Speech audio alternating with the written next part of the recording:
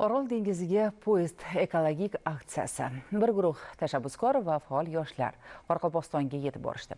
Bu oddiy sayohat emas, balki tarix, tabiat va kelajak uchun mas'uliyatni anglash yo'lidagi ma'naviy safardir. Orol dengiziga poyezd aksiyasi doirasida 600 nafardan ziyod faol va tashabbuskor yoshlar Nukus shahriga yetib keldi. Mazkur loyihadan ko'zlangan asosiy maqsad yosh avlod ongida ekologik madaniyatni shakllantirish, Orol muammosiga jamoatchilik e'tiborini yanada kuchaytirish hamda muammoni ilmiy va amaliy yo'l bilan anglashga hissa qo'shishdan iborat. Арал теңізіне поезд жой бара текарында фестивалдың бірінші күні университетімізде болып өтті. Біз 12 уәлаяттан келген меймандарымызды, яғни студент достарымызды күтіп алдық.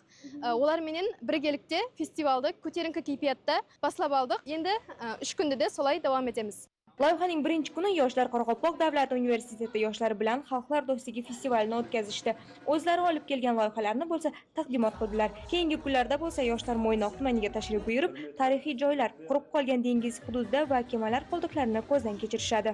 Kecha Qoraqalpog'iston Respublikasiga poyezdda tashrif buyurdik. Poyezdda albatta ko'tarinki ruhda bo'ldi, chunki boshqa viloyatdagi do'stlarimiz bilan tanishdik, yangi hamjihatlik orttirdik biz. Albatta buni hammasi Orol birlashtirdi. Bu kabi tashabbuslar orqali yoshlar nafaqat ekologiyani bilib, his qilishadi, balki bularni yangi loyihalar bilan bartaraf etishga o'z hissalarini qo'shishadi degan umiddamiz.